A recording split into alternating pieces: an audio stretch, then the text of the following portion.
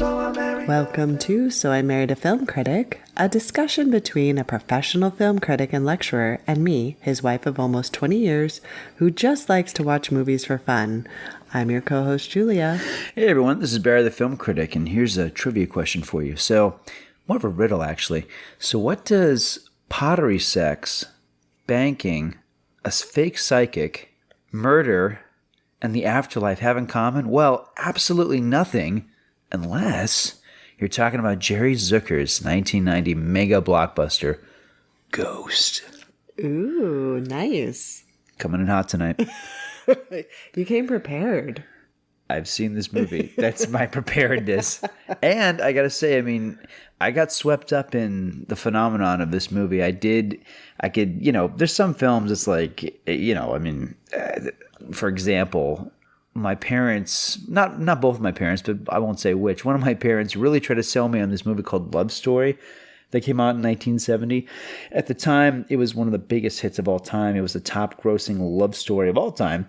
The soundtrack was huge. The book was huge. And it was one of these things where I read the book by Eric Siegel and I saw the movie and I thought both of them were just dogs. I've never been a fan of Love Story. But this film, when it came out in the summer of 1990, I mean, I'll talk more about it because there's a lot to say about it. It was really... Which film? Ghost? Ghost, oh, yeah, sorry. Okay. When Ghost came out in 1990, 20 years later, it was one of these things where there was almost no expectations towards this movie. It was really, I mean, it wasn't even considered a sleeper. This movie was on no one's radar. It opened at the very end of summer, and there was this nationwide sneak preview that the studio had for this movie, and I got to see it during that weekend. So when the film actually opened up, there was already an audience that just adored it and wanted to see it again and again and again, and they did. And this thing became one of the biggest hits of all time. And I like the film a lot, but to really get into it before we just get into the plot synopsis, the thing about this movie that I really, really truly admire, is that the tonal shifts are insane, but it feels like it works. I'm not saying that every scene works. I'm not saying that the movie's always as funny or it's not really, for a film that among the genres, it's horror and it's really not a scary film.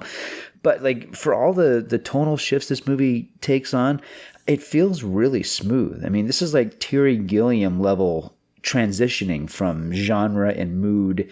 I really admire how this film is kind of genreless. It really, It's not a comedy. It's not a love story. It's not a fantasy. It's kind of all of those things and more. And I really dig that this film is constantly changing channels on the kind of movie you're watching, and it feels pretty seamless. Yeah, I agree. That's a good observation. All right, well, let's get into it because the opening of this movie really wants to be a horror film. Yeah, it's kind of like the opening of E.T., the title is like, ooh, it's spooky. But yeah. No, I think that's probably the scariest part of the entire film.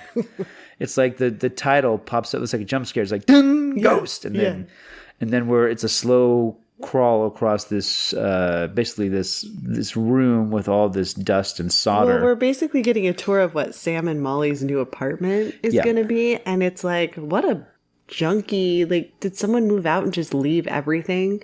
Did a hoarder live there and then they just decided to leave and now Sam and Molly have to clean it up? Well, consider what this film ultimately is about. I think it's talking about the passage of time. It's talking about, how things age, about how things go away. I mean, we're looking at an environment that's full of dust and solder and neglect. You could say it's like a room that has died from being left alone. Well, and that's what we got our opening credits over. Well, and also this place is massive. So for a New York apartment, I mean, maybe they got a deal because it just came with all this junk. Or it's a movie because even in 1990, there's no freaking way you have an apartment this size unless your name is Woody Allen or Jerry Seinfeld. There's no way He's a banker. She's an artist. Yeah, there's absolutely no way. I mean, this is bigger than Jennifer Beals' apartment in Flashdance, where she was living in Philly. I mean, there's no way. It's a movie, and you know what's great about apartments this size? It's like, okay, the camera crew is going, oh great, we could fit our crew. Yeah, this is great because it's gonna look a little tight, but yeah, sure enough, they've got those those shots where they're on the second floor looking down, and it's massive. It's implausible, but it's like, okay, this is a $30 million movie, really low budget, by the way. For 1990, this was a low budget film, $30 million.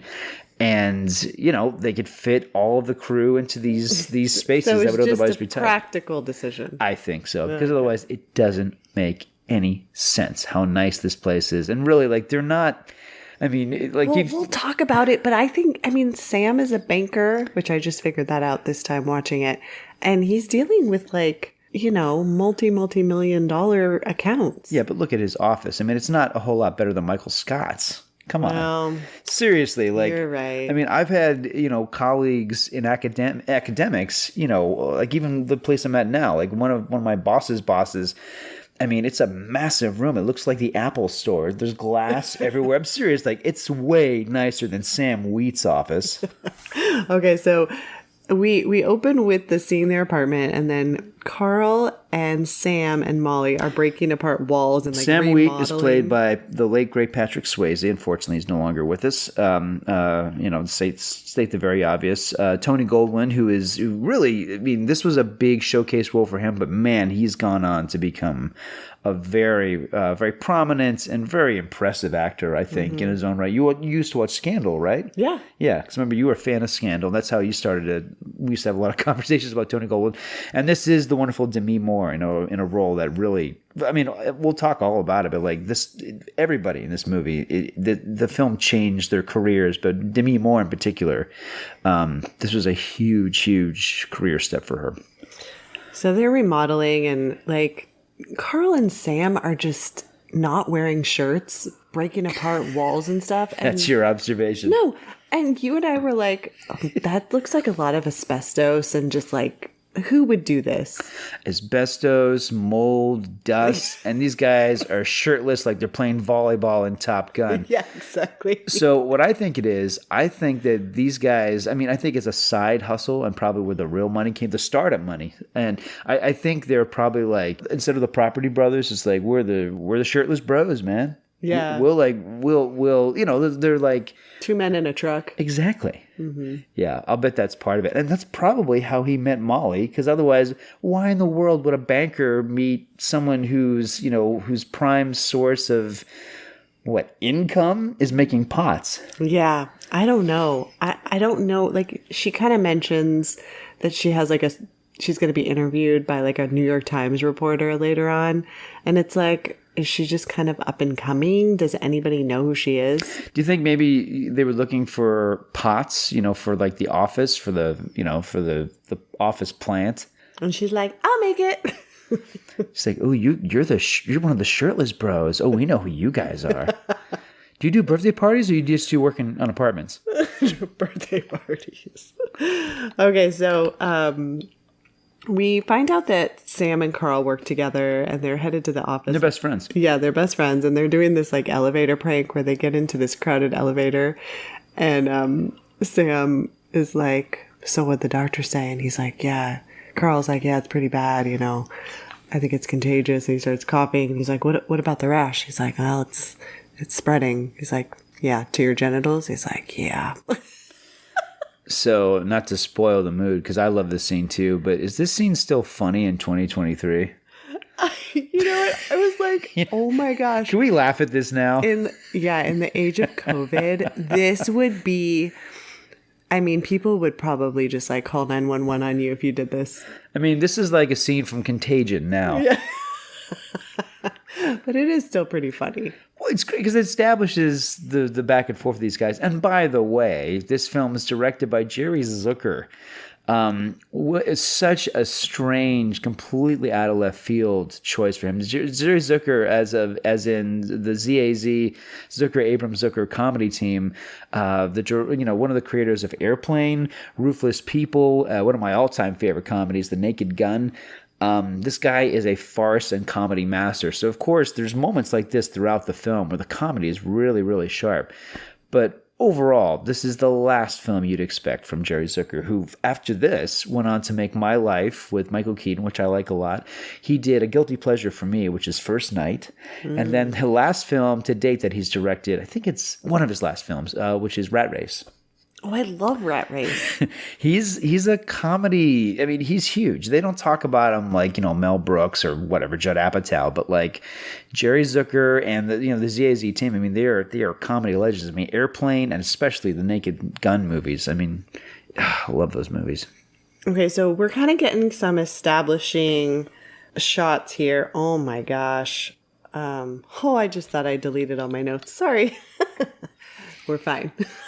It's okay. We just act out the rest of the movie. Yeah. We are getting to the pottery scene as well. Okay, so there's an important meeting and, we kind of are seeing that. It's 1990s, so there's talks about Japanese businessmen. Like, all right, there you go, movie. You're very of your time. That's like every movie that dealing with corporate America dealt with fear or paranoia or bigotry about Japanese businessmen.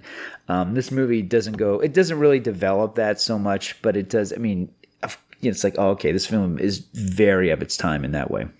Well, I was going to say, we find out that Sam is he's in an office, he has an assistant, and I think Carl is like, I don't know if he's working under him, but he's, kind of out in, the cubicle area of the office. So, it's a Michael Scott, Dwight Schrute situation. Let's just say it. He is out there with the rest of the office scum. Sam has his office with a door and a window. So no question. Carl is out there. I mean, he's in economy and Sam's up in first class. Yeah. Come on. Yeah. Okay. Yeah. Well, all right. But see, I'm sure he considers himself, well, hey, I'm the assistant to the office manager. I'm sure he has like those talks to himself. I'm assistant director, not assistant to the director. I mean, like we're talking about The Office, but like, I mean, so, The Office could easily be a thriller, right? And, and that's what it would You mean Office Space or The Office? I mean, The Office. Oh, okay. Like that. Yeah. I mean, those characters are funny and engaging and endearing, but like really, Michael Scott and Dwight Schrute, they could easily be like a single white female kind of movie. And this is what it would be, really. Okay, so now we have Sam and Molly like in bed talking, and Sam is just like, what's he reading? You said he was reading. He's reading Thinner by Richard Bachman, of course, which is really Stephen King. It is Stephen King, but Stephen King wrote under the name Richard Bachman, and it took fans about 5 minutes to be like, this reads like a King novel. And then King was like, surprise, it's me. And it turns out, you're actually Richard Bachman, because Richard Bachman published a lot of novels. Random facts. Anyway, we'll do an episode on King. I promise. That's coming. Okay, so Sam is like kind of worried, and he's just like, whenever anything good happens, I'm afraid I'm going to lose it. And she says, I love you. And he says, ditto. And that's kind of his thing. That's his thing. You can't say I love you. Can I just say, though, this scene where, they're watching the news and they're talking about just the horror of yet another plane crash. I love this scene so much. The last time I watched this with you, it really wasn't that long after Patrick Swayze passed away. We've sadly lost him to cancer, I believe. And this scene really moved me. It's foreshadowing, but the character is also, as we often do, we're talking about his mortality and, and talking about how fragile and scary life is. He can't, for whatever reason, he can't quite bring himself to say I love you to the, obviously the to love of his life. Love of his life, who's Demi Moore. Okay. Because he's like, people say I love you all the time and it's meaningless. It's like, okay, well, can you make it meaningful? And the film doesn't really, it's fine. I think it's fine. I mean, the film is off and running. It doesn't give a lot of backstory. I mean, we really don't know who these characters are. We don't know if Sam is this way because, for example, his father is this way, or if this is how he is with business. Like, none of those things. It's just like, we're just seeing the one thing that's lacking in his relationship with Molly. It's just whatever it is. Like, he can't say I love you. But beyond that, I'd say they're, they're a pretty good couple, and certainly as the next scene shows, pottery is definitely a very eventful for them. Yeah, because she gets up in the middle of the night, she can't sleep, and she's making pottery, and then we see that the jukebox in their apartment that has like who knows how many records. I mean, this thing is like could be found in a bar or some restaurant. As we've established in an earlier scene, this is I think like what the third or fourth floor up.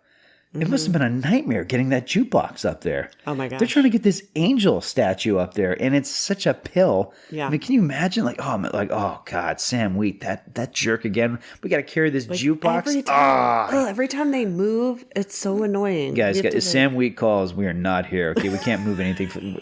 All my guys have hernias because of this jerk. We are charging them quadruple our quote from last time because we have to like hoist things up on ropes and like pull it through windows outside. Like they can't even take things up the stairs. Mr. Wheat, we're done. We got your jukebox. It's all set up. We plugged in. Okay, guys, in my truck, I've got about 7 boxes of vinyl records. No! Oh, this guy. Oh, God.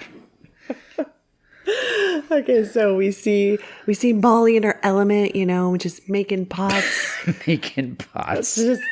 Just using that, just getting that clay all in her fingers, and then Sam wakes up and, I mean, he messes up her pot, man, I don't know. Or does he? Who knows how Does he long make it she's better? been working on that thing. Do you think Sam is the thing that keeps her career from soaring? Because he's just constantly ruining her pots?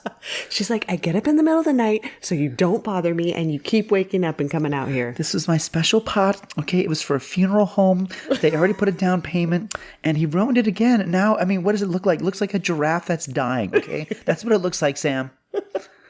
Okay, so they, then what happens? Unchained Melody is on the jukebox. Oh boy, is it ever. Yep.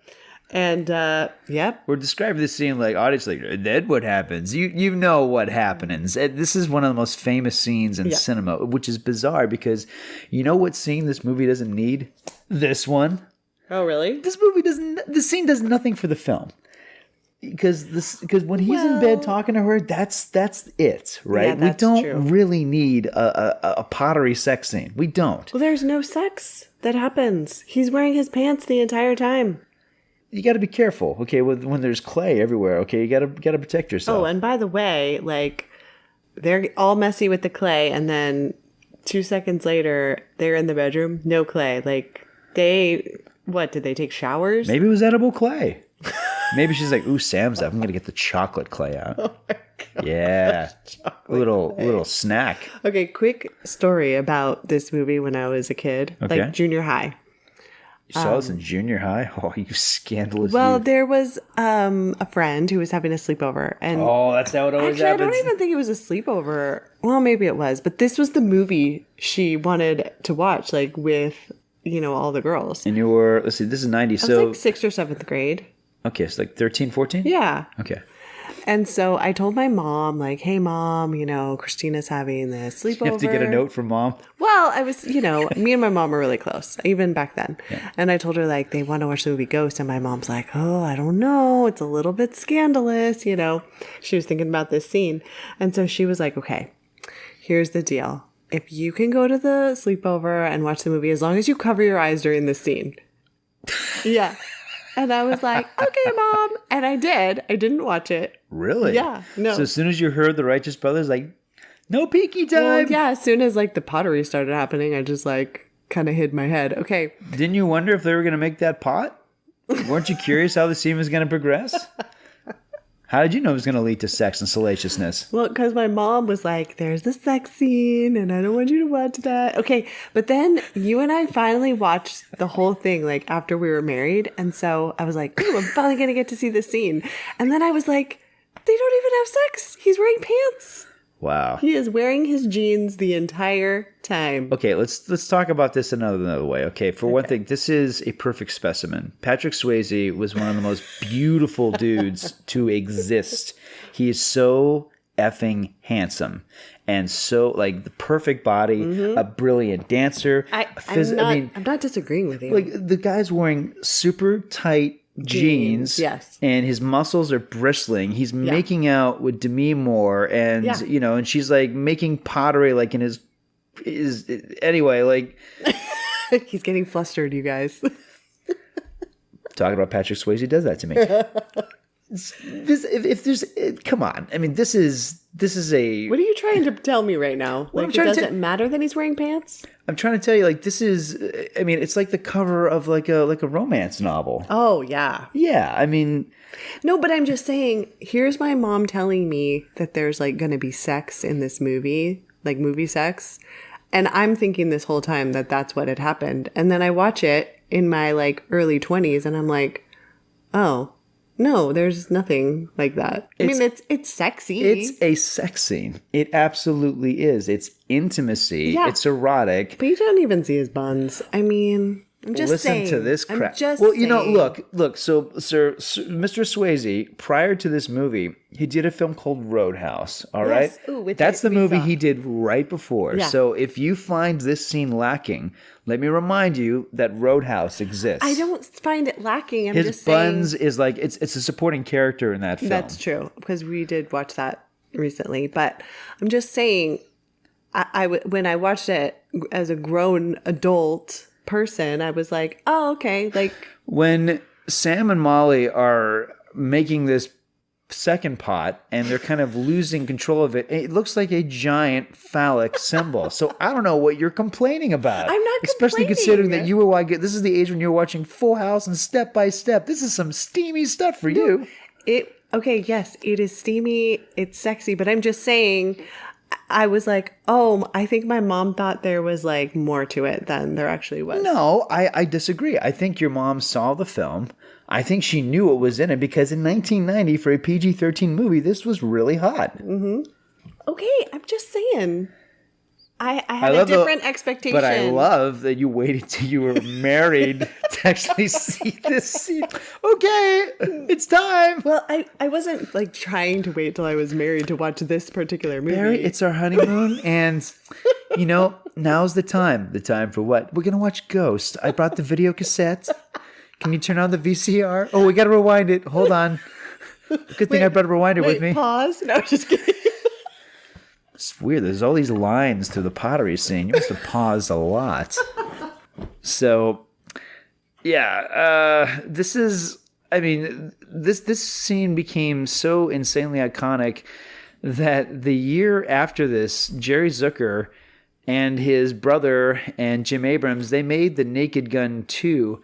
And The Naked Gun 2, the sequel, actually has a scene where Leslie Nielsen and Priscilla Presley are recreating the infamous, the infamous pottery scene. And as recent as a year ago, my dear cousin Eileen, who I love dearly, she called me and told me she was taking a pottery class. And, you know, like the nerd I am, I immediately said, oh, did you guys play some Righteous Brothers? And by the way, no explanation required. She knew exactly what I was talking about. I mean, as if, you know, that doesn't tell you right there. I mean, like, for one thing, this film famously made pottery classes just explode. Suddenly everybody knew what these were. Oh, I'm sure. And everybody wanted suddenly to take a pottery class. Yeah, it's crazy how famous this scene is because, and, you know, because to your point, it's not the biggest deal, but on the other hand, there really wasn't anything like it other than maybe the refrigerator scene in 9.5 Weeks. But even that's like, I mean, that movie is what it is. I mean, this is Ghost. And again, like it's interesting that this scene really, like, you could have cut it out of the movie. It really wouldn't have changed the dynamic of the characters at all. But because it's in the film, It not only does it double down on the love story, but it's one of the most famous scenes in film. Yeah. Okay, well, we need to talk about it frame by frame. Slowly. Okay, I'm not saying it's not sexy. It is sexy. I'm just saying when I finally watched the actual scene and didn't cover my face because I was like, didn't want to lie to my mom because I was a good girl. You wanted to be scandalized when you finally saw this scene. You were like, "I'm ready. I'm ready." Yeah, I was like, "I'm ready. I've waited this whole time. We're finally watching it." No, it really wasn't that big of a deal. But when we decided to watch it, because it was just a random movie night, I was like, "Oh yeah," and I've never seen that scene, so whatever. What is the sexiest sex scene you've ever seen? Oh gosh, I don't know. Really? No, I have no idea. I don't think I like remember things like that. Really? Okay, for me, it's The Player. Oh, yes. Okay, we just did an episode on The Player, so you can go back and listen to that episode if you You can haven't. listen to us talk about that scene. Yeah, which is Frame actually, by I could frame. see why you would say that. It is very good. Okay, so, all right, it's the next day. Oh, we got to talk about the rest of the movie? Yeah, I know. All right, We got to move fine. on. Okay, so Carl and Sam are at work, and Carl finds out that there's too much money in the accounts. And he's like, this is kind of some more foreshadowing. And he's like asking, Sam what him and Molly are doing tonight. And then he's like, oh, we're going to go see Macbeth, blah, blah, blah. And I don't know, is there like, since they're going to see Macbeth, is that some... Oh, I don't think there's any subtlety in this screenplay at all. No, I don't. No. And by the way, Tony Goldwyn's wonderful in this film, but if you know where the film is going, and for me it was a real shock when we learned what's up with Carl. But like watching him in this opening scene, not the opening scene, but this pivotal moment where the plot's kicking in and he's coming to Sam about all the money that should be there that's not there, or rather the money that yeah, you can totally see what's coming. Yeah, you totally can. It's a little, you kind of wonder, like, doesn't Sam, like, I know this is his best friend, but like even Sam should be like, you're usually pretty good at this. Too much money in the accounts. Tell me more. It's like, this is why I have you outside, and this is why I'm in here with the AC. Okay, so we see Sam and Molly walking home from Macbeth, and at one point she's like, I want to marry you, Sam. And he acts like surprised. He's like, you never wanted to talk about it. And she's like, well, I need to hear you. We're going to be common law, Molly. She says she wants to hear him say, I love you. And it's like, again. Can't do it, Molly. Yeah, it's like, are you kidding me? I mean, I after the pottery sex, you still can't say it? yeah, if that didn't get him to say it, I don't know what would. I mean, this is ridiculous. So then we see who we find out to be Willie Lopez, coming out of the shadows, and he, wants to steal Sam's wallet. He's getting mugged. He eventually gets shot by Willie.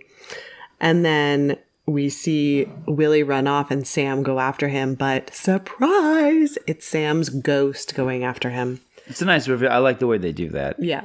Pretty cool. And the white light, shines down on Sam. Yeah, well, Swayze comes back. Like, it's a shot of him running off into the background. So he's like running pretty out of camera range, chasing after Rick Aviles as Willie Lopez. And then he runs back to the frame, and we cut to a quick spin around where he's suddenly looking at himself on the ground being cradled by Demi Moore going, "Somebody help us!" Yeah. Yeah, it's a great reveal. Very effective. Yeah. And so the white light is shining down on him, but Sam decides not to go, which I'm like, wow. Interesting why not? that you just get to decide. I mean, he's like, yeah, I'm just going to stay here. I'm not going to go up there. Here's the voice like, Sam, it's your time. No, I'm going to solve this mystery. Thanks. Steps away. But all the mysteries will be revealed. No, I need to know who killed me. Bye. He's like, I can tell you that. That's okay. I'd rather figure it out myself. I know I have like some other ghosts I need to talk to. It's so weird. Well, there's a lot about the supernatural stuff in this that's very, very goofy. But while we're talking about how goofy it is, let's talk about the next couple of scenes that I always forget about, but I shouldn't because they're really weird. Is it Sam at the hospital? Because that's what happens. He goes to the hospital. Well, let's not forget that for a moment, he wakes up like it's all a dream. Oh, yeah. And then he's in bed with the statue. Oh, yeah. Super creepy. The angel statue's in bed with him. And it's like, wow, as if the pottery wasn't kinky enough for this dude. He's in bed with the angel statue. Like, what is going on? Yeah, I mean, part of me... And then he's in bed with... Now Molly is in place of the angel statue. And she's just kind of staring at him. And he's just kind of looking up at the light, which is now in his bedroom. And the scene quickly passes. It's very odd. Well, here's what I think maybe happened. Like, maybe as... because they're trying to do, like, CPR on him and stuff. Like, maybe part of him...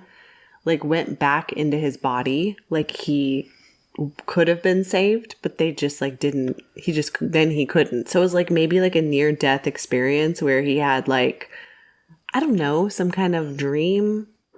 Clearly, that angel statue is very important to Sam because not only does he find himself in bed with the statue, but then he has a vision of the statue falling and breaking in the street. Yeah. So I don't know if that's supposed to be a metaphor for his soul or for if we're even supposed to find some kind of significance in what the statue is. You know what I think happened? They're like, you know what? I hate this statue. We had to like hoist this thing up, and I think the director and all the like people working on the film, they're like, let's just crash it down. And then the director was like, yeah, we'll put it in the movie. You know, it would have been much more effective, I think, to convey Sam's passing to another time and place. I think it should have been not the statue, but Molly's crappy pottery smashing down to the street. You think her pottery is crappy? Yes. Oh. Yes, I do. I think it sucks. Yes. Oh, that's funny. Okay, well, after those weird kind of dream sequences, Sam is in the hospital, and he, another ghost like dude is talking to him, and he's like, "You can see me and hear me," and he's like, "Oh yeah," and they kind of watch another guy. They're very chatty, very helpful. These ghosts, yeah, very helpful. They watch another guy like die on an operating table, and the guy says like, "Oh, watch, here they come," and he's like, "Oh, good thing it was not the other ones," meaning like, good thing he's going to heaven. It was always explained to me that this is how it works. I remember my mother telling me about when someone dies, their soul very, they see a light and they slowly like kind of their soul gets up and like floats towards the ceiling. And that's the visual here. And it's goofy.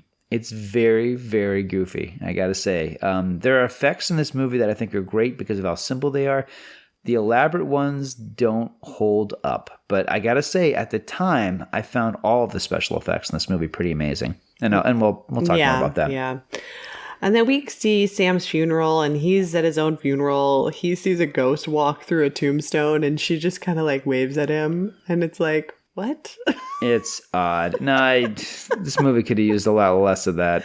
Carl's looking pretty guilty at his friend's funeral, that's for sure. But at this point, we just think he's sad, and he's being a big brother to Molly, so it's okay. Nothing to worry about, folks. Well, now Sam's just hanging out at his own apartment, and he, is watching Molly just be sad, and he scares Floyd the cat and by like staring into his eyes, and that's kind of, I don't know. He's trying to talk to Molly, but later on he weaponizes Floyd the cat with his power. Yeah, that's true. So it's a bit of foreshadowing. Like, look because he's trying to figure out what he's capable of doing. Because at this point, I mean, he's the Invisible Man. So now we see Carl helping Molly go through her stuff.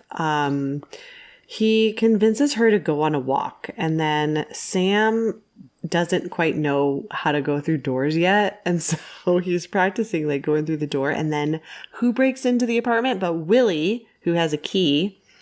Sam tries to like fight him off, but obviously he doesn't know how to do that yet. And this is my favorite special effects sequence in the movie, and it was explained to me how it was done. You basically have a shot of Rick Aviles as Willie Lopez going up the stairs, and they shot separately Patrick Swayze waving his arms around, trying furiously to beat him, and they just put the two together.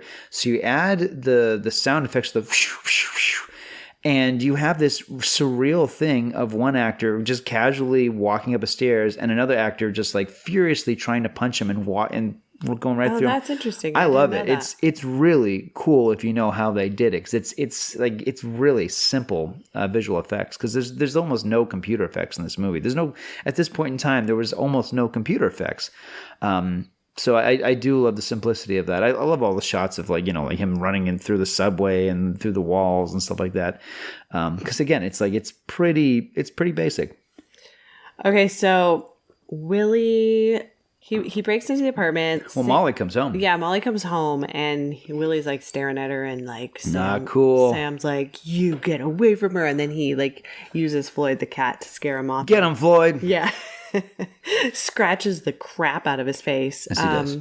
So Sam follows Willie and jumps through the door for the first time, and they end up getting on the subway together, and I was like, "Oh, this is probably Sam's first time like not paying to go on the subway." And this is a major plot hole I have with this movie. because Sam is constantly, he walks through walls, but he sits down a lot. And he lives on, a third-story apartment. He doesn't fall through the floor. He jumps through subway walls, but he doesn't fall into the train tracks. Yeah, like the physics don't make sense. They don't add up. The film wisely doesn't explain them, but there's and then you have the ghost lady who's walking into her tombstone.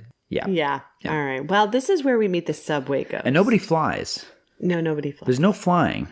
All right. They're ghosts. They should fly. Okay, well, this is the subway ghost situation. And Vincent Schiavelli, wonderful character actor. I love this guy. Cuckoo's Nest, Batman Returns, great character actor. Yeah, he plays the subway ghost. Yeah, and just gonna spend eternity riding the subway, reading people's New York Times. Well, he sees Patrick Swayze like, get off my dream! Yeah, and then this is where, Sam kind of realizes, oh, hey, this ghost is doing some things. He's like breaking glass and like throwing him. Yeah. So it's pretty awesome.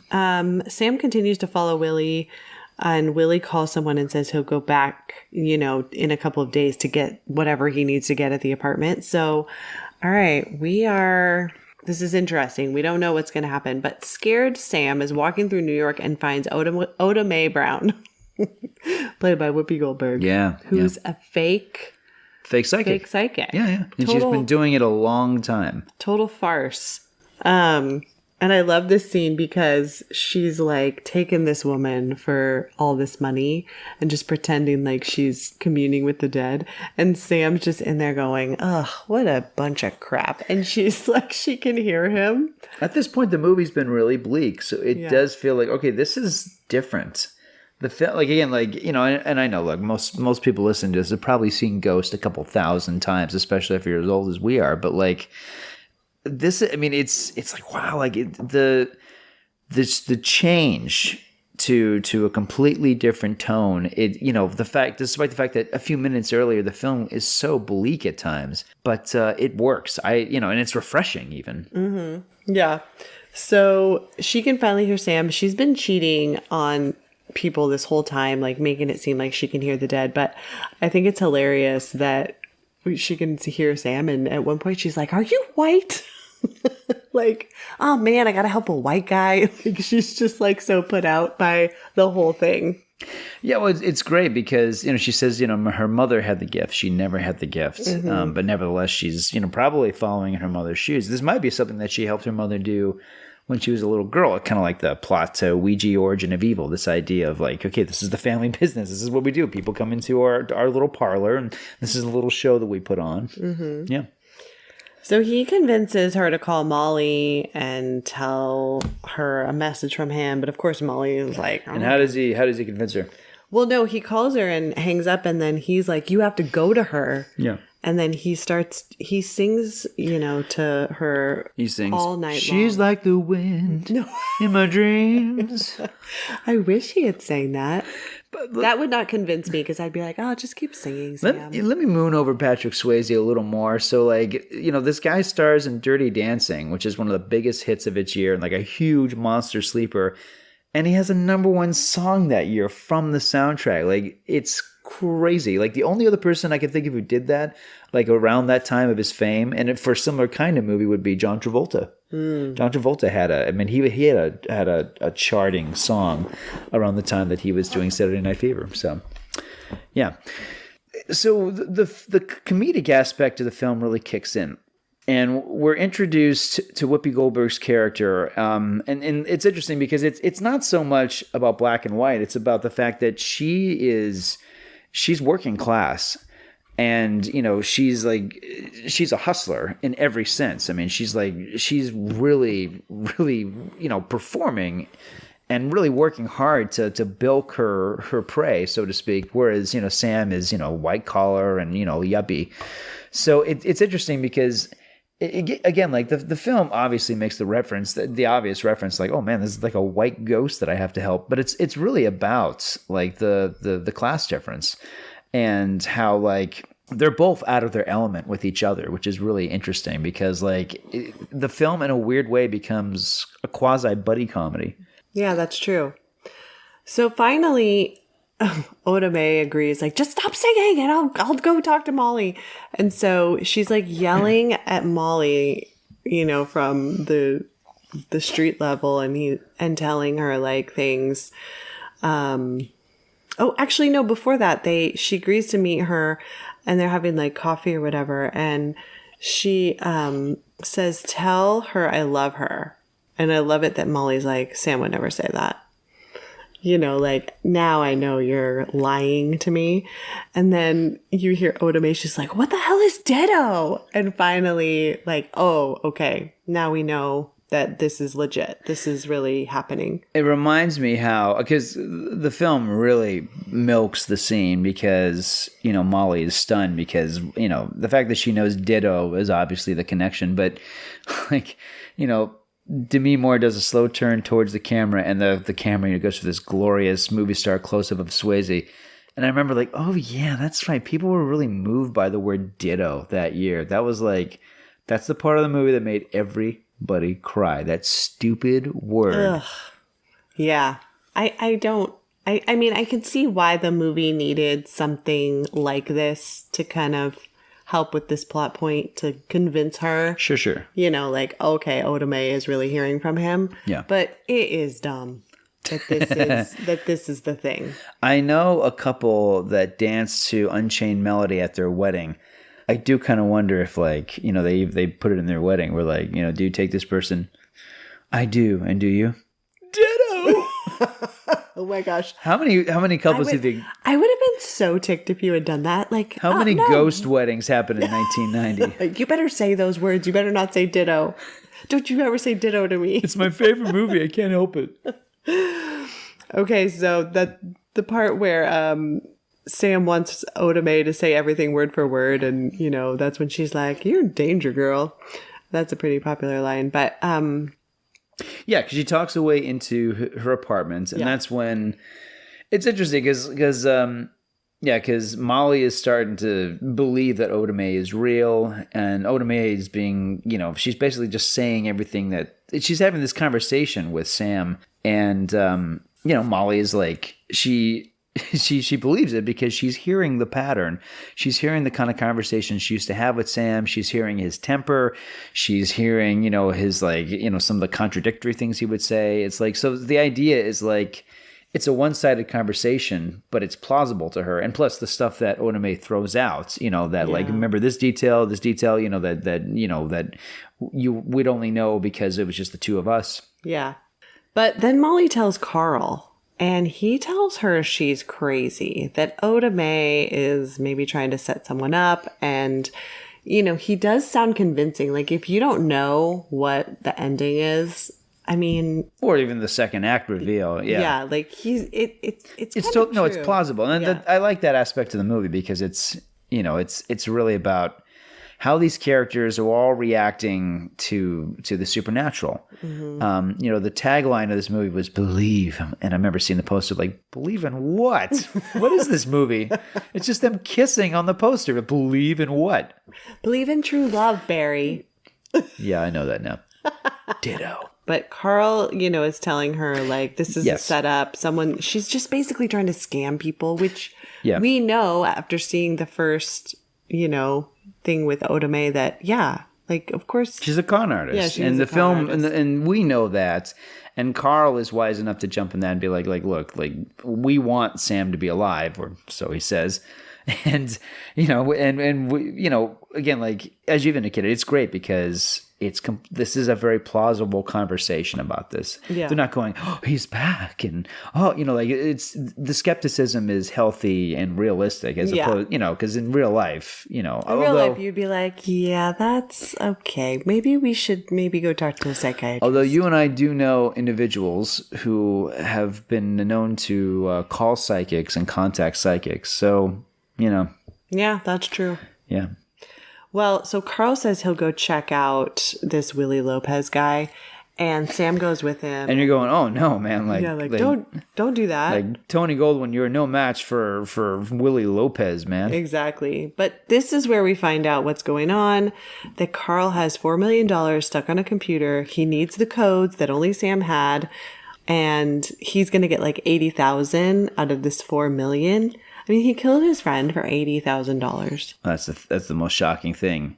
Carl and Willie are homies. And then the question you brought up, which is a very valid question, how do these guys know each other? Yeah, well, it's like, what? Okay, so Carl, what? He finds out that Sam changed the codes, and then what? He just like goes out to this neighborhood and just like finds Willie and is like, hey, man, I have a job for you. Like, how? In like one day? I don't get this part. I think maybe Carl and Willie were college roommates. No. And it's like, Willie did not go to college, I'm sorry to say.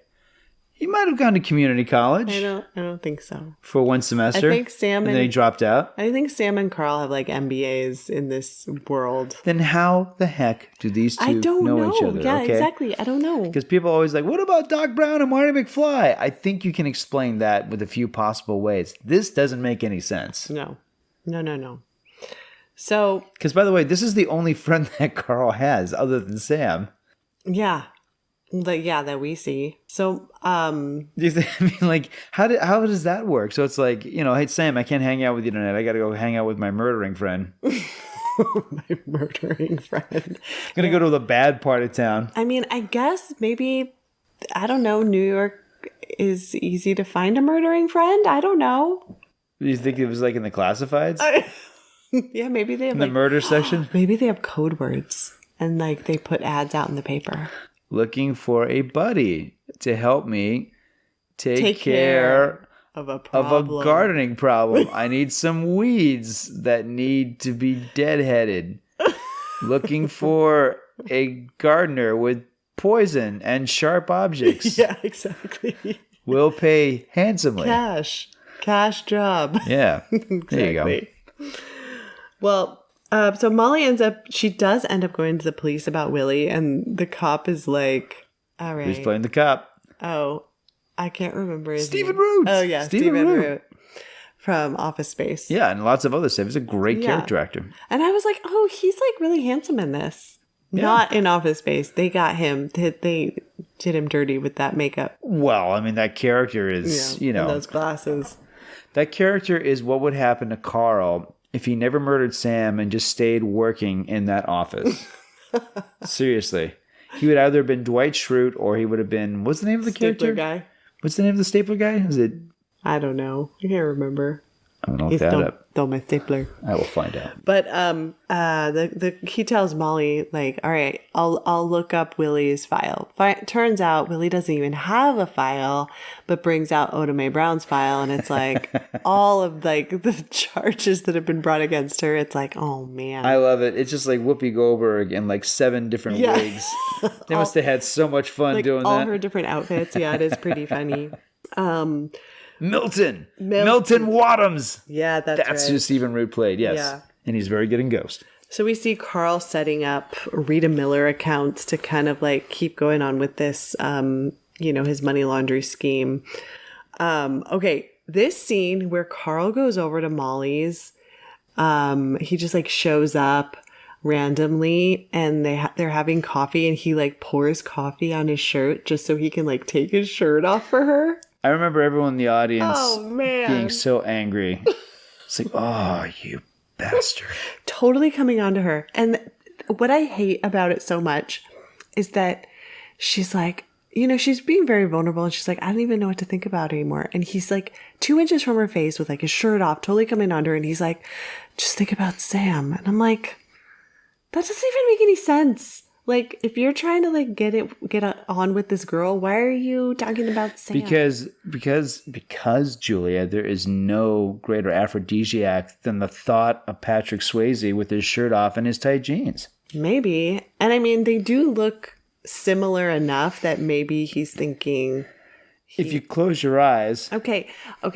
Like the body type, pretty similar. No? She's like, say ditto a few times. Oh my gosh. Can you do it with a Texas accent? Oh my gosh. So Sam is watching this and he is getting so angry that he like jumps through them and like ends up hitting a picture of them off the table, and the picture goes flying. I gotta say, like he couldn't have picked a more poetic thing to knock off the table. It's pretty great. I mean, it's a picture of me happy. Look at that girl. Yeah, and they look at it like, I mean, this apartment's haunted. I feel like there should have been more of like a reaction to that. Like if a picture of you and I just like flew off the table and nobody was touching it or anything, I mean, I'd be like, what is going on? But man, the rats in this apartment are just out of control. Oh my God. So that's when Sam goes back to find the subway ghost, because he's got to learn some moves. That's right, man. He's got to learn how to move objects and like figure this thing out. And the subway ghost is just being a creeper, just sitting next to some lady like reading like Doonesbury while she's just like reading her her New York Times. Yeah. But there is a moment where Sam finally like, I don't know, throws a can or whatever, and the subway ghost is just like, way to go, kid. It's like he has like one moment of sort of like remembering his humanity, and then he goes back to being paranoid. Well, the subway ghost is interesting because the key thing here is where he's revealed that he was thrown into the train tracks, and Sam presses him, and he's like, "You think I jumped?" And that's what it means. It makes me wonder. Did he commit that he killed himself? Did he commit suicide, or was he a mobster? Was he a criminal? Because he sure as heck doesn't look like an ice cream man. I mean, he's dressed in a black trench coat. Okay, when he said they pushed me, maybe he's lying to him. Maybe he committed suicide. I don't know. That's a good question. No. And I think the film is leaving it purposely vague. No, that's not what I meant. I meant like when he said they pushed me, I thought he meant like the spirits like pushed him out of like the afterlife and left him on Earth. No, I think he's referring to his death. Yeah, I think whatever, bookies, mobsters, I think he was thrown into the tracks. That's the indication. Or maybe off a building. No, into the subway tracks. That's why he haunts the subway. But I think that's also what he tells Sam. So it could be just, he may have killed himself. Yeah. Yeah. All right. So maybe that's why he's like in this reality. This is limbo. This is limbo for him. It's like this subway train is all I've got, so I'm not going to let any of the ghosts like hang out with me. I don't want company. Yeah. I do find it hard to believe that he can't smoke though. Oh. Because he can do everything else really well. And later on, we see a ghostly character, not to spoil it, but push a penny up a door. So like, why can't the subway ghost get a drag, or at least like steal someone else's cigarette and get a hit? He doesn't really have like lungs. He doesn't really have a body. I mean, he's figured out how to like use emotions to push objects, because I don't think they can actually use their bodies. I think it's just a matter of using feelings to manipulate the world around them. Yeah, but we recently saw a movie in which a supernatural character ghost gropes a lady. Remember that film? Yes. So yeah, I think it's like, it's not so much... But he couldn't feel her when he was doing that. Yes. So even if the subway ghost can't like get a nicotine hit, I think he would love to try. And I think he needs to try harder. Well, okay. Maybe someone smokes on the subway and he can just sort of get like a... Seriously, get a contact high. Why not? Why not? All right, well, after Sam learns how to manipulate objects, and he goes back to Otome, and like all the ghosts have found her, and she's just like, Sam, like, look what happened. Everyone's here. Like they somehow, what did she put an ad in like the ghost paper? Word got around. The scene is here because it establishes that ghosts can possess humans. That's why this scene is here. Although I don't like this scene. This is the one part. It's too broad. It's too much. Why? Because when Orlando like jumps into her body? Yes. Yeah. It's too. It's so weird. So silly. I mean, no, I don't know. Like I don't. Because he's like, "What'd you do to your hair?" And she's like, "You like it?" It's just like, I don't know. Like it's a little sitcom with all the ghosts all standing around and they all leave and like walk through the wall together. It's just, I don't know. Like, I want to get into the integrity of this vision of this supernatural world, and this is a little too like ghosts being jokey. It's a little too silly. Because I feel like the comedy in this movie is otherwise it's really strong, but this is like it should be in Ghostbusters or something. No, Ghostbusters would be even edgier. Ghostbusters is a much edgier movie than this, But yeah, this scene feels sitcom-y and cutesy. Well, then Willie shows up and tries to kill her. And the movie instantly gets better. Yeah. And so Sam is like... She's like, Willie Lopez, 33 Prospect Place, Willie Lopez? Yeah. I know. She keeps telling everybody where he lives. So Sam's like, you have to do one more thing for me and you have to dress up. And so the next day, Sam is taking her to the bank to pose as Rita Miller because we know that Carl has set up this account and, you know, Sam wants to make sure that Carl does not transfer this money to an offshore account and doesn't get his $80,000. So I actually love the scene. I do too. Where he takes Rita to the bank. It's great. It's a long scene. And the film has confidence in it because the scene, it's suspenseful, but it's really funny because it's a fish out of water scenario. The give and take between Swayze and Goldberg, it's very much like All of Me, the Steve Martin film. I dig this scene so much. I think it works really well. I think the comedy builds. There's a nice cameo from the director's mom at one point. And Goldberg is fantastic in this sequence. Yeah, I love because she has no idea like how much money is in this account or anything, and so she's like, "Yeah, I'd like to close an account," and then he's like, "Okay, you'll be closing $4 million," and she's like, $4 million, and she thinks she's gonna get to keep all this money, and Sam's like, "No, that's blood money. Like you have to get rid of this check." And he makes her give it to the Catholic Church. And I want to give a special shout out to the actor Bruce Jarshow as Lyle Ferguson. Yes. The character is established as a moron, and this actor, it's a series of reaction shots basically, but he's so funny in this. Yeah, so good. So what brings you here today? You're closing an account. I'm closing an account. Well, wonderful. You have your account number? Yes? Yes. Yes. 926-31043. 926-31043. Is that right? Yeah. Good.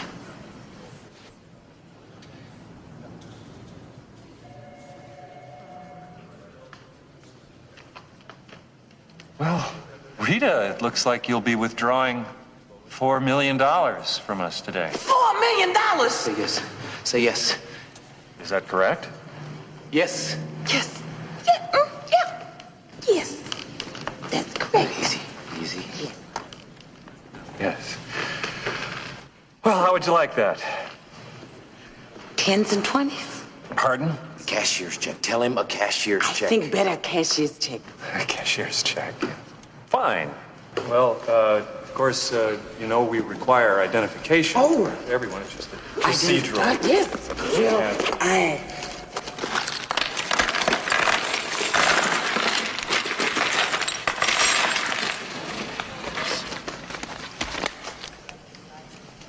Thank you. Well, I'll be right back. $4 million! So she has to endorse it and give it over to the Catholic Church, and she is just... And as you indicated, like, it's like a Sister Act prequel right here. Yeah, I told Barry, I was like, maybe that's why she ended up joining the nunnery in the Sister Act, because she wanted to get her money back. Sister Act, I don't remember the name of the character, but it opens up where I think she's a Vegas singer. Yeah.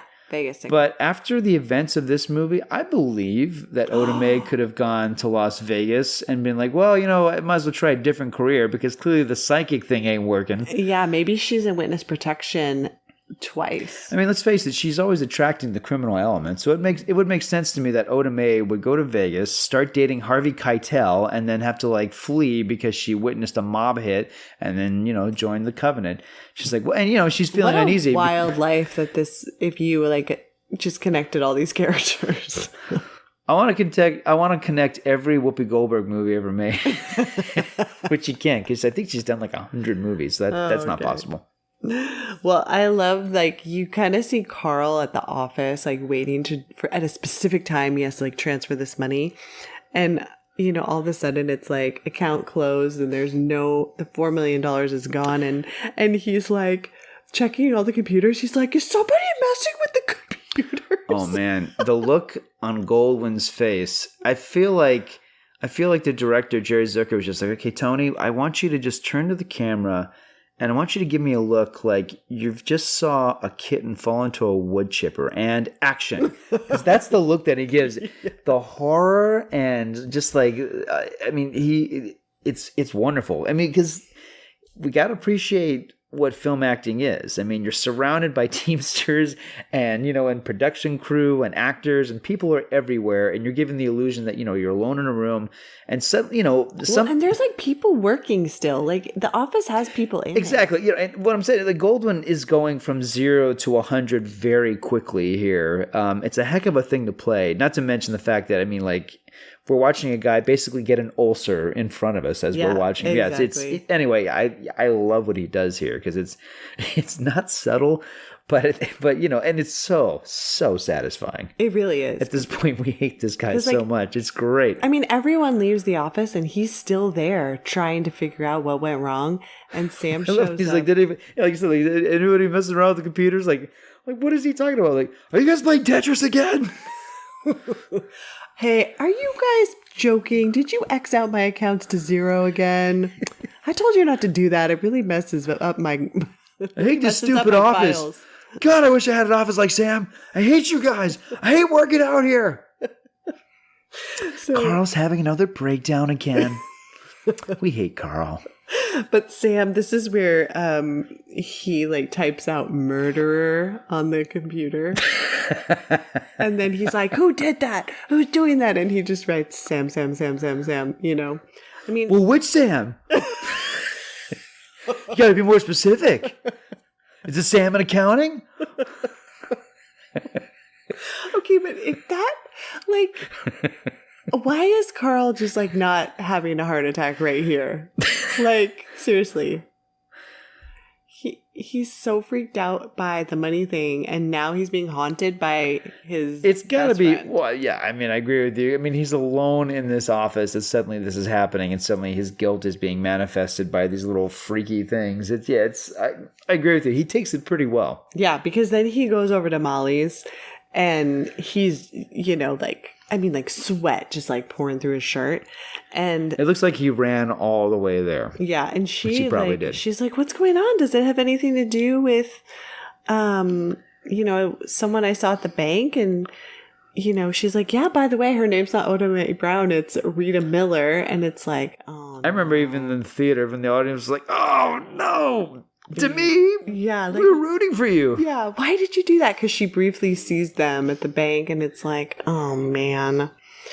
Okay, so Sam goes to warn Oda Mae, and, I love this. Like, he tells her to, they got to get out of their apartment, and then Willie's in the apartment, and he is just, messing with him, writing boo on the mirror, and you know what I mean? Just being a ghost. Yes, though, again, this movie is not scary. No, it's not Boo. scary at all. No, it's not That'll scary. teach him. Boo. It actually is more of a comedy in some of these ways. In some scenes, yeah. Yeah. And then Willie runs out, freaked out, and gets hit by a car. And then this is where, he sees his dead body on the car, and then Except the light doesn't appear No, for Willie Lopez. the No. light. The bad ghosties. And I guess the bad shadow ghosts. The effects here are terrible. Well, it's but shadow demons, I guess. terrible effects, but the sound effects. Yeah. Had they just done the sound effects, I think it would have worked.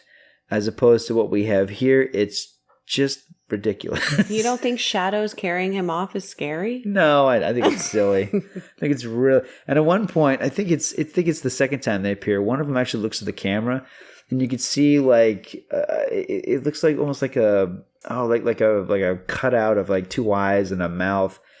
It's so silly. No, Yeah, that's true. No. It's like if B drew the bad guys. Really? Well, she's done some pictures that looks just like that. I don't know, because at the time it was very effective because it's so surprising. It comes out of nowhere and it's weird, and it's it's suddenly this is where it's okay, this is. I don't know if I'd say it's horrifying, but it's really it's really dread-inducing, which is this film is pulling all sorts of emotions out of us, considering that we were just laughing just a few minutes earlier. Right. So then we see Sam and and Oda Mae go back to Molly's, and this is where This is my favorite scene in the movie. Oh, it is? Yeah. Because He moves the penny up. He moves the penny, and I love that so much, and I love it. That's the thing that Molly's like, okay, now clearly you can't, I could explain away the other things, can't explain away this. Goldberg has a line here. It's always moved me so much. Because it's a big moment for her character. It's like if this character has an arc, it's in this moment where she's yelling to Molly on the side of the door. And when she says, I've always been moved by this. She says, like, can't you see I'm not a fake? Not about this. And I love that because that's huge for her. She's been lying her whole life. Yeah. And this has been like, her whole life has been about performing and being deceptive and really not being, a good person in a sense. Yeah. And now we're giving people false hope and, false connections. Because the thing that I really like a lot, because again, like it feels like a really good character choice, is the first scene where she's in Molly's apartment with Sam and she backs away. You remember that? I love that, where she's like, I don't want to get involved in this. This isn't just about two people communicating. This is weird criminal stuff. She backs away because she realizes that Willie lives in her neighborhood. Yeah, that's terrific because really, it's like, because that's a really great human reaction. Yeah, it's like, I'm like, I'm just learning that I can actually do this for real, but like I don't want to take this too far because I can go to jail. I already have a giant file at the police station. Yeah, so no, this moment, it's really her. Like it's like, there's more to this character than this story, obviously. And I think, had they done a spin-off movie with this character, not Sister Act, I think it would have been fascinating because, she has this amazing ability and this is the beginning of it. And she's using it for good. This is the first time she's ever used this ability, genuinely using it for good. But yeah, so the movie suddenly stops. And I love it because like the film at times, like it's very well paced, but it has these scenes where the film just, like the bank scene is very long. The pottery scene is bookended by the shot of the records in the jukebox. Mm-hmm. Like the movie finds these moments to like slow it down for the audience. It just shows like the film is really well paced. It knows what's working, what isn't working. And yeah, this scene where the three of them are just sitting and waiting. It's interesting because it's almost like this. It feels like the film is about to end at this point. Yeah. Well, and this is where Oda Mae is like, fine, you can use me, because Sam is like, I wish I could touch her just one more time. And so Oda Mae is like, okay, possess me, Sam. It's odd, and when this film came out, like it was not critically adored by everyone. The reviews were mostly good, but very divisive. And this was a scene I remember Roger Ebert and a lot of other critics pointed out, like, this scene doesn't have any guts. They said that if the film was a lot bolder and a lot more daring, it would have shown Swayze possessing Goldberg, but then it would have been Goldberg, touching and caressing Demi Moore. And people have said like, that would have been so much more moving. That would have been so much more honest and daring and groundbreaking. And, again, like, 1990, sheepish about anything that looks, unorthodox, I guess. I mean, because, it's a lot of things that might have been, a little loaded, I think, for some, the fact that it's, possession for one thing. I like the way they do it because it's a shot of Demi Moore holding Whoopi Goldberg's hands. Mm-hmm. And then the hands sort of fade away and Swayze comes into the frame. So the visual indication about what's happening. And they never, it's always just about Molly and Sam being back together again. That's what the scene's about. I think we should have had at least one shot of Goldberg and Demi slow dancing. Mm. I do think we needed that just to establish it's not really happening. Because the movie makes it like then they're together again. They're not, and the movie established the rules of that. Right. I don't think the movie needed to go full tilt to what others have suggested. Because again, like it not only takes away from the fantasy, literalizing it is a little odd because we are talking about possession here. Right. So I like the moment, although the movie doesn't really need this moment. Yeah, I mean, last night watching it, I realized like Demi Moore has her eyes closed the entire time. Right. So you do... That's evoking... Okay, yeah, she knows it's not really Sam. Yeah. So... But yeah, I agree, because they do show, a shot of this huge apartment. Massive again. apartment, and they're down there, and it's like, well, yeah, and it shouldn't be Patrick Swayze. It should have been Whoopi. Yeah, and they could have shown a long shot of them, and just to remind you, oh yeah, this is a weird situation here. And it would have created the visual indication, look, this is a huge gesture that Oda Mae is making here. This is beyond friendship. This is leasing her body or however you want to put it. Super weird in reality, but okay. I don't know that the possession angle really works for this movie, but the film tries to make a romantic moment of it. Yeah. Okay, so so then suddenly we're back to being a thriller. Suddenly Carl returns and Sam shoots out of Whoopi Goldberg's body and is like, "Oh, I'm so weak," because apparently it weakens you. I don't know. And just possession in general, not possessing Whoopi per se, but possessing anybody. Yeah. And this, I don't know. It feels like, okay, the movie is wrapping things up, so it's quick chase, everybody chase each other. I don't know if that really makes it a lot of sense. Well, because they go out the window and then they go into I don't know, another apartment. I don't remember, above or Molly's like, "Leave us alone, Carl!" How threatening is this? Leave us alone. When it's Carl. We don't like you anymore, Carl. Go home. I'll call your mom. You're such a big bully. Stupid. Go home. We're not friends anymore. Yeah, because he's like, just give me the check. Just give me the money. And, It doesn't make any sense. Because, look, he's a banker. You're not going to kill them. He can't fake or forge a check for $4 million.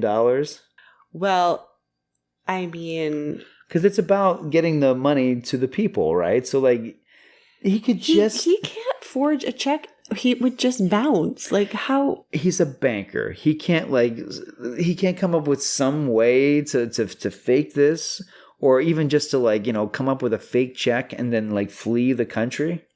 I don't know. It's pretty silly. Give me the check. Where's the check? Go find those nuns. Yeah. There's a movie.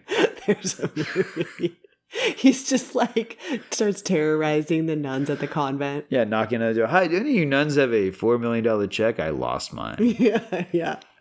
So Molly and Oda Mae are just running over rafters and trying to get away, and it's pretty silly. They kind of get into a hand-to-hand fight with Carl, where seriously. Well, Tony Goldwyn takes them and throws them. Yeah, exactly. Molly hits a bunch of barrels, and he's strangling Whoopi. Yeah, and then finally Sam gets his strength back, which seems well, that didn't take too long. It took a minute. No big deal. Yeah, it's and power up. Here we go. Yeah, exactly.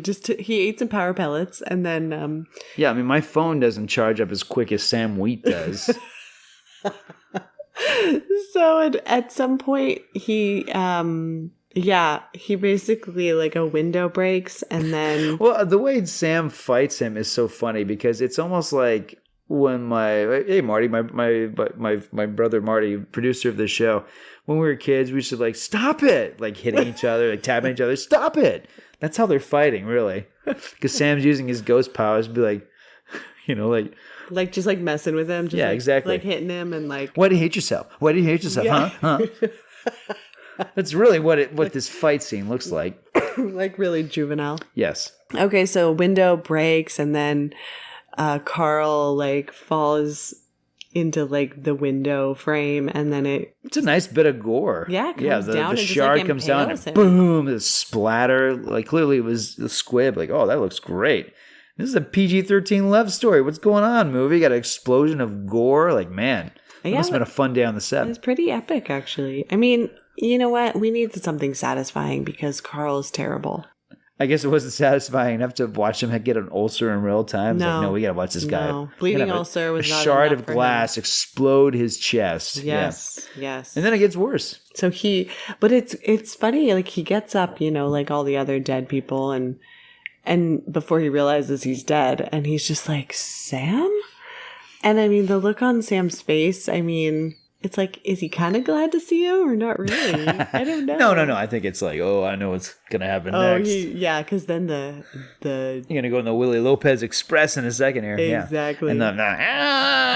And then they all come alive, the little shadows. and just like take him off. Yeah.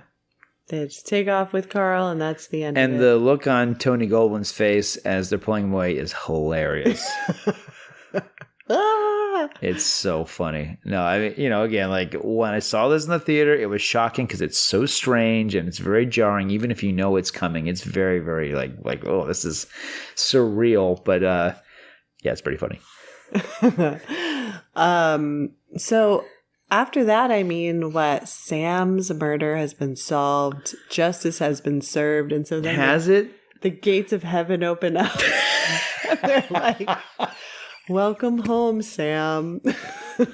Good job. Now you go back to heaven. Yeah, exactly. Like, really? Like, now that Sam has helped kill 2 people and solved a valuable mystery. Come home, Sam. Yeah, exactly. Like, okay, he could. We have a pottery wheel up here for you. Also, can you do some spackling for us? Yeah. I mean, he could, you know, just like lead the police on an investigation to like have justice be served. He had to just murder them. You know what that is? That's the plot of Ghost Whisperer. Oh. Remember the Jennifer Love Hewitt show, Ghost Whisperer? Yeah. That's what that show was. Oh, yeah. It was like if Oda Mae Brown was a detective. Yes, I do remember that. Yeah. But what do you think? He just gets to go to heaven now. After all that. Well, as we all know, if you murder 2 people who deserve to die, you get to go to heaven. Yep. Those are the rules. That's a movie rule right there.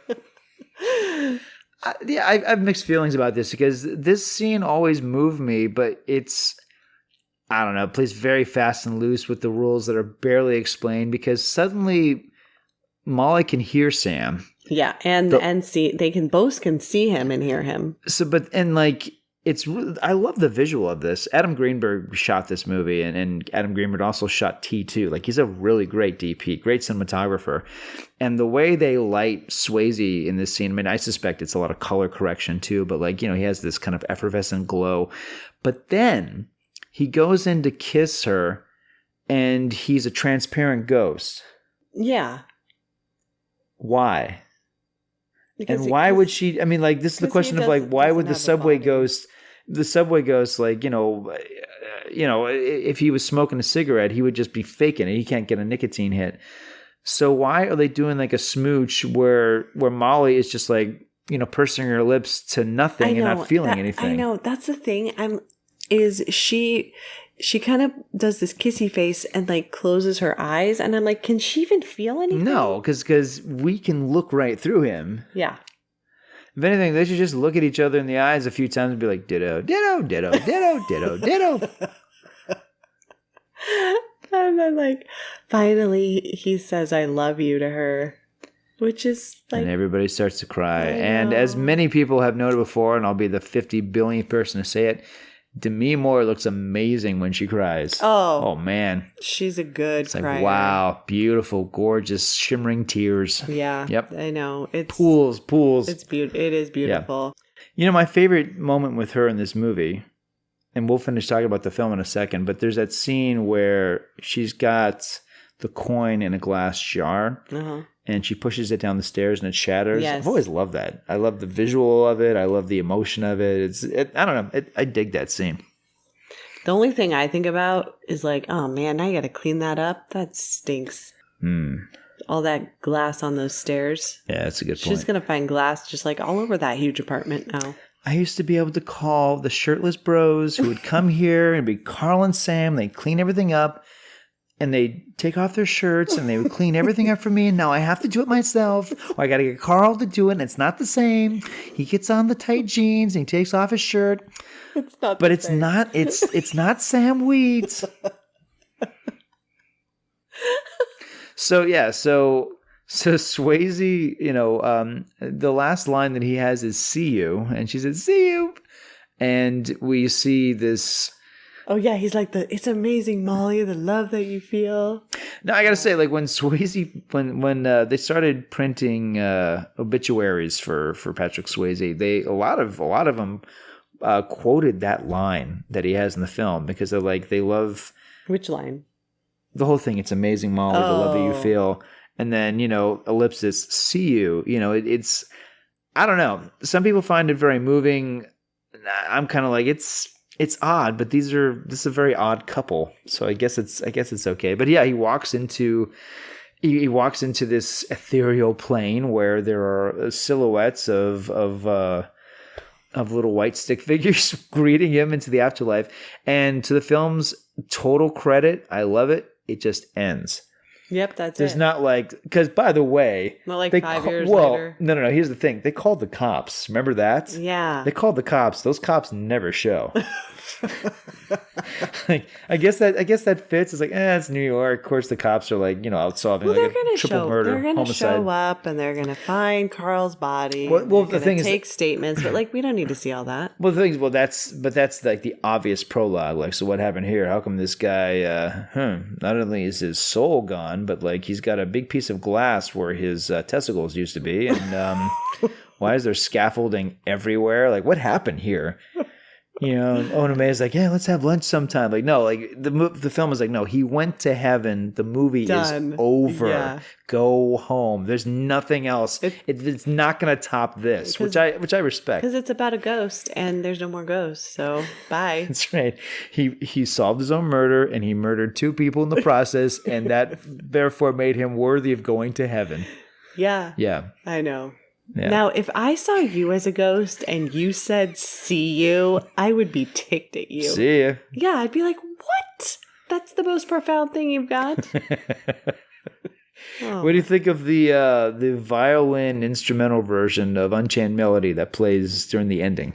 Oh, I mean, I love that music. Yeah, Yeah. Because they play it in the opening credits after the jump scare. They kind of play an instrumental of that song. Yeah. Well, that was they played that song in the trailer too, and the Unchained Melody, like everything else attached to this movie, became a huge hit. It was pretty weird because, like MTV be like, okay, and number 3, Soundgarden, number 2, Nirvana, and number 1, The Righteous Brothers, Unchained Melody from Ghost. And they would show the video on MTV and it would just be the pottery scene.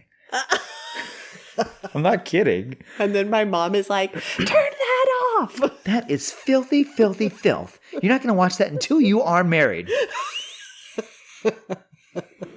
And it's not going to be on your wedding night. It's going to be on your honeymoon. And then you'll watch it.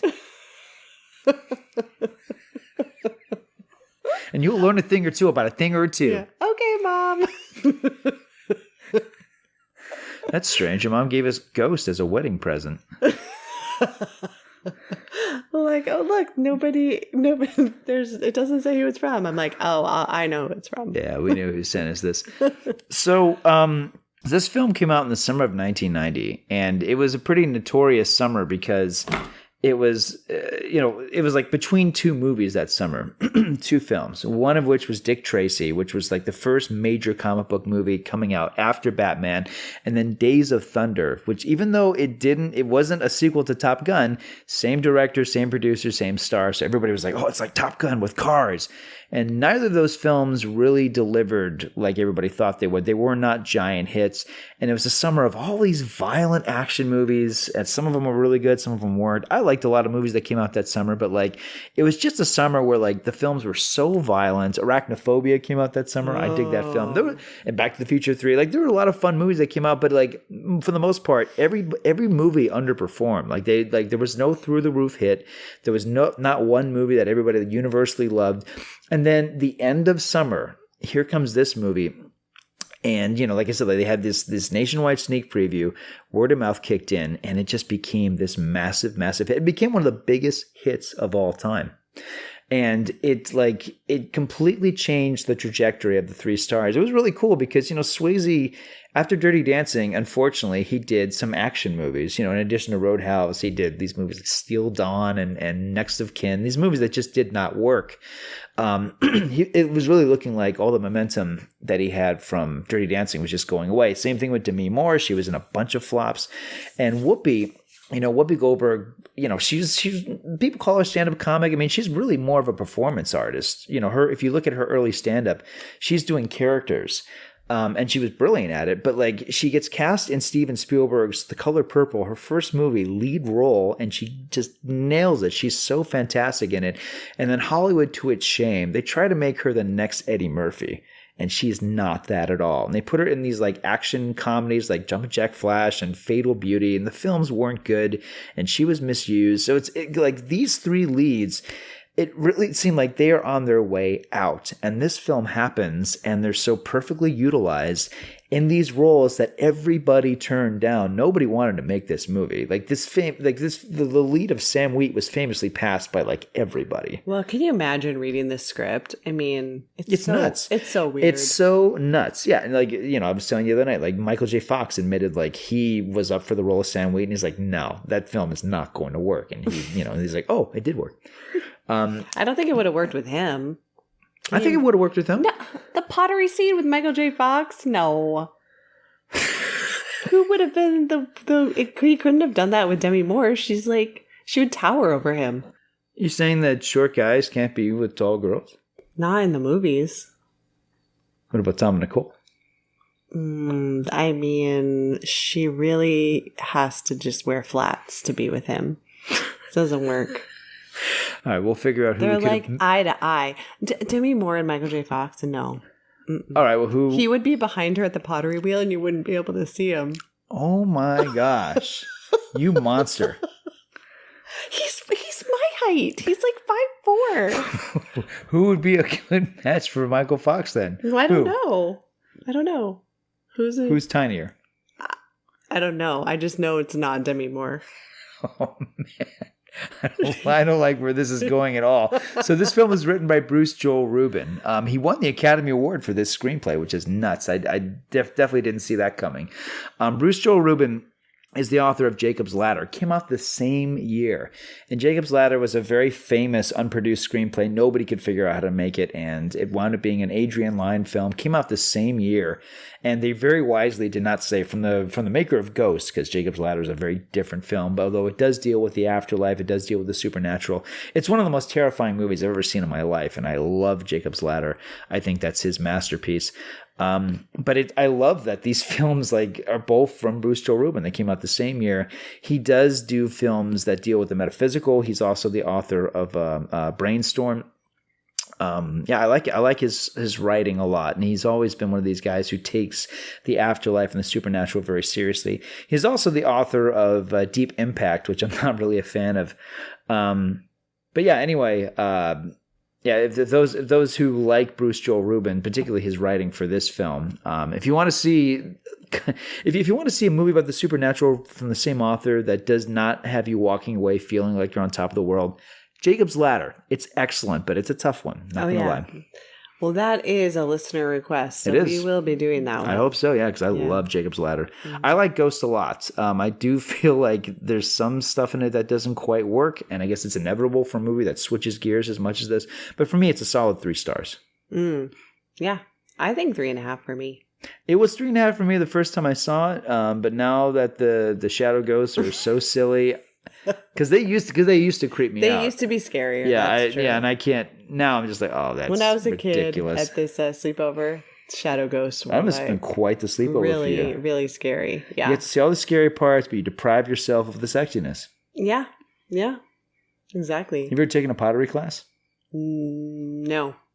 I painted pottery, but I haven't done the shaping of the pottery. I tried it once, and it was really hard when you're stepping on the wheel, making the wheel spin. I find that's very difficult and not sexy. The hand-eye foot coordination was just not working for you. Yeah. I think I would make equally bad pottery if I would really try to keep it up. As Molly does. Yeah, Molly's pottery sucks. But that's okay, because I think Sam's it's time for me to put on some Righteous Brothers. Yeah. So I guess it's a good thing that, you know, she married or she was with a rich guy. Because pottery is not really there's selling. I sold a pot today. That's great, Molly. Well, you know, I closed an escrow account and I just made 30% of $900 million. Yeah, but you didn't hear me, okay? I sold a plant pot today, okay? That pot is going to be in a juice bar, okay? People are going to drink their juice and they're going to look at my pot. I'm sure they will, Molly. It's like out of Jamba Juice. No, this is 1990, so juice bar would have been like, you know, carrot juice. No. Yeah. Okay. So even less popular than a Jamba Juice. It's that bad part of New York, you know. Okay. It doesn't even have a name. It's just juice bar on the door. That's funny. All right. Well, any final thoughts? Ditto. Oh my gosh. Oh my. By the way, I once sang a terrible rendition of Unchained Melody in a karaoke machine. Wow. That's terrible. That's brave. It is the most tone deaf. So embarrassing that I even attempted that. I really thought I could do it. I think I was 14 at the time. Oh, babe. Oh, thank God there were no phones at that point. There's a lot of stuff in my youth. I'm glad nobody recorded that. I don't have that on YouTube, just out there. But yeah, once upon a time in my youth, I butchered this song. Hunger, just awful. Yeah. All right. Well, let's not turn off everyone from our podcast. If you want to hear Barry karaoke, no, just kidding. No, don't do that. Anyway, I hope you enjoyed this episode of Ghost. Thanks everyone for listening. Yeah. All right. Good night, everybody.